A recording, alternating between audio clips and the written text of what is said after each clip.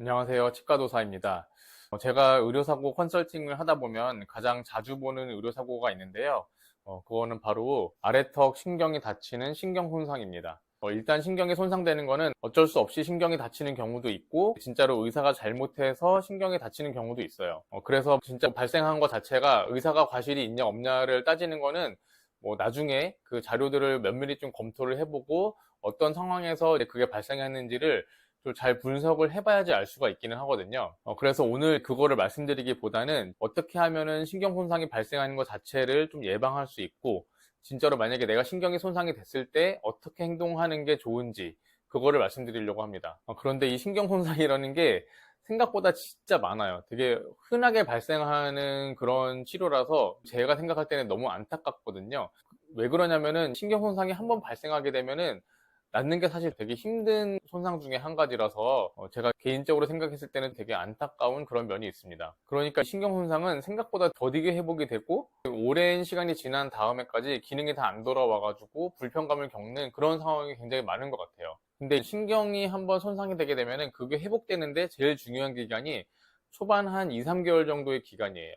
그럴 때 신경 손상이 회복이 될 수 있는 환경이 얼마나 잘 조성되어 있느냐, 그게 첫 걸음이라고 볼 수가 있고, 그럴 때 조치를 잘하는 게 중요하죠. 그런데 어떤 치과들은 신경 손상이 된 다음에도 손상이 된 걸 확인을 했음에도 불구하고 별다른 조치를 하지 않고 그냥 시간 지나면 괜찮아질 거예요, 이렇게 별다른 조치를 하지 않고 그냥 일단 지켜보자고 하는 그런 치과들도 많이 있어요. 근데 이게 시간이 지체될수록 사실 손상이 잘 회복될 수 있는 가능성이 점점점 낮아지는 거라고 볼 수 있어가지고 그러면 안 되거든요. 그래서 만약에 내가 임플란트를 심었는데 혹시 신경 손상이 발생한 것 같다, 그러면은 가능하면 빨리 나를 상급병원으로 좀 보내달라, 이렇게 요구를 해야 됩니다. 여기서 얘기하는 상급병원이라는 거는 결국에는 치과의 경우에는 대학병원을 얘기하는 거거든요. 그러면은 이제 그 치과에서 좀 더 잘 치료를 받을 수 있는 상급병원 치과로 의뢰를 해줍니다. 보통 이제 상급병원에 가면은 보는 과가 제가 전공한 구강암외과라든지 아니면은 어떤 병원의 경우에는 구강내과에서 치료를 하는 곳도 있어요. 그러면은 신경 손상이 발생했을 때 상급병원에서 치료를 하는 것과 내가 원래 치료를 받던 일반 치과에서 치료를 하는 게 회복에 있어서 어떤 차이가 있냐, 이걸 생각을 해보면은 결과에 있어서는 별 차이가 없을 수 있지만 그래도 치료하는 과정에 있어서는 중요한 차이가 있을 수 있습니다. 왜냐하면은 상급병원에 가면은 손상이 된 상태를 똑같이 본다 하더라도 그냥 지켜보는 게 아니고 손상이 얼마나 됐고 현재 상태가 어떤지 그거를 신경 감각을 체크하는 검사법이 있거든요. 근데 그게 전문과에서만 보통 시행을 하게 되는데, 그런 검사법을 통해서 현재 상태를 면밀하게 기록을 하고 나중에 한 달 지났을 때, 두 달 지났을 때 그거를 주기적으로 보면서 확인을 함으로써 내가 손상 당시에는 이랬던 게 지금 현재 이렇게 됐다라는 거를 객관적으로 비교할 수 있는 그런 데이터를 기록해 둘 수가 있는 거예요. 그러니까 상급병원에 가면은 그런 경과 확인을 정확하게 할 수 있고, 물론 신경 손상이 더 잘 회복될 수 있는 전문 약제들도 상급병원에서 더 잘 처방을 해줄 수가 있어요. 그리고 만약에 상급병원에서 치료를 받는데 구강암외과나 구강내과에서 치료가 안전이 되는데 실패했다 하더라도 다른 신경을 치료하는 전문과라고 볼 수 있는 신경과 같은 그런 과가 있죠. 그런 데랑 또 협진이 바로바로 되거든요. 그러니까 보통 우리가 대부분은 구강암외과에서 치료를 하는데 신경과로 가는 경우는 감각이 진짜 너무 더디게 돌아온다든지 아니면은 신경 감각이 회복되는 중간에 이게 신경 통증이 생기는 경우도 있어요. 그러니까 신경 통증이 너무 강하게 생기고 조절이 잘 안 되는 경우에는 신경과에서 전문 약제를 처방해서 사용하는 그런 게 훨씬 더 필요한 경우도 있어요. 그러니까 상급병원에 가면 그런 조치를 바로바로 받을 수 있어서 훨씬 더 좋다고 볼 수가 있죠. 보통 우리가 임플란트를 심을 때 신경 손상이 발생하는 부위는 제일 많은 게 아래턱 신경이에요.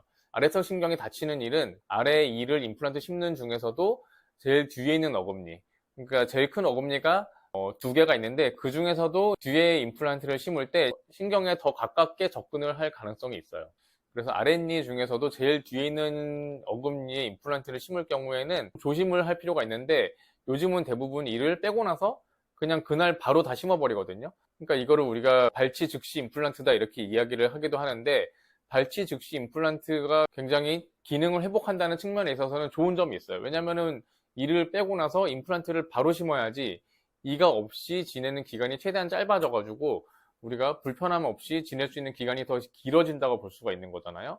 그러니까 우리가 이빨의 기능만 놓고 볼 때는 이를 빼자마자 바로 심는 게 제일 생활의 편의성을 높여주기 때문에 좋은 치료라고 볼 수 있기는 한데, 이게 신경 손상이라는 부작용을 예방하는 측면에 있어서는 좀 안 좋은 면이 있는 것 같아요. 왜냐면은 우리가 이를 뺄 때 생각보다 잇몸뼈가 너무 많이 내려가가지고 그 잇몸뼈의 높이가 되게 낮아져 있는 경우가 되게 많아요. 근데 그럴 때는 잇몸뼈의 높이가 많이 낮아져 있을수록 신경하고의 거리는 더 가까워지게 되는 거거든요. 그러면 신경하고 가까운 상태에서 임플란트를 그냥 발치 당일 심어버리면은 신경이 다칠 가능성이 더 높아지게 된다고 볼 수 있는 거죠. 자, 그러니까 사람에 따라 가지고 잇몸뼈가 좀 흡수되어 있긴 하지만 그래도 아래턱뼈가 좀 두꺼운 편이어가지고 신경하고의 거리가 너무 멀어.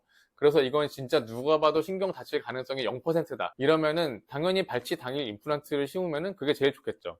근데 만약에 좀 그렇지가 않고 뼈가 좀 많이 흡수돼 있고 턱뼈 자체의 높이도 좀 낮아가지고 임플란트를 그냥 심을 경우에 신경 손상이 될 가능성이 좀 높아 보인다. 그러면 그럴 때 방법은 임플란트를 발치 당일에 바로 심는 게 아니고 이가 없이 지내는 기간이 좀 길어져서 불편하긴 하지만 그래도 가능하면 이를 뺀 다음에는 임플란트를 심기보다는 그냥 뼈 이식만 해두고 나서 그거를 몇 달 동안 묵혀둬요. 그러면 이제 그 뼈가 좀 약간 두툼해져 있는 상태에서 단단해지기도 하니까 거기에다가 임플란트를 심으면은 그 다음에는 신경 손상이 발생할 가능성이 좀 낮아진다, 이렇게 볼 수가 있겠죠. 그런데 그렇게 했음에도 불구하고 뼈가 진짜 너무 없는 사람들은 신경 손상을 100% 예방하는 거는 좀 약간 어렵기는 해요. 이제 그렇다 하더라도 뼈 이식을 하고 심는 거랑 안 하고 심는 걸 비교할 때는 당연히 뼈 이식을 미리 해두고 나서 임플란트를 심는 게 훨씬 더 신경 손상 가능성은 낮출 수 있다고 볼 수가 있겠죠. 그래서 만약에 여러분들이 이제 치과에서 아랫니 임플란트를 심고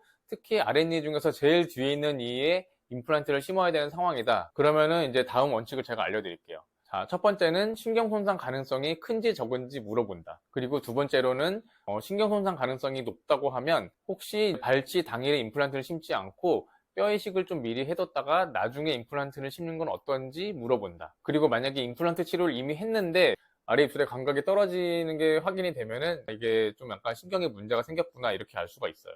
그래서 만약에 신경 손상이 발생이 된 것 같으면 혹시 손상된 신경이 회복되는데 임플란트를 빼야 하는 건 아닌지 확인하면 더 좋을 것 같아요. 그리고 가능하면 상급병원으로 나를 좀 빨리 보내줄 수는 없는지 그것도 종합적으로 같이 확인을 해주시면은 그 치과에서 이분이 신경 손상하는 상황에 대해서 좀 약간 사전 지식이 있어서 더 잘 해줘야겠구나, 이렇게 생각을 하고 조치를 해줄 수가 있겠죠. 근데 만약에 그 치과에서 그럼에도 불구하고 우리는 신경 손상한 상황에 대해서 굉장히 잘 치료를 해줄 수 있고 내가 거의 상급병원 수준의 그런 검사도 해줄 수 있다, 여기서 그냥 나를 믿고 치료 받으시면 된다, 이렇게 설명을 하면은 뭐 당연히 그 치과를 믿고서 따라가시면 되겠죠.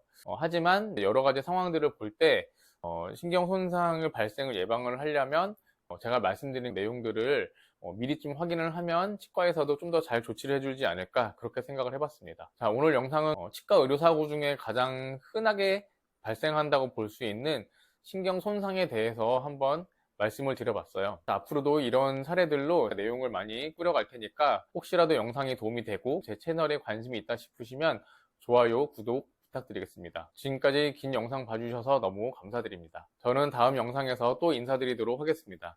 안녕히 계세요.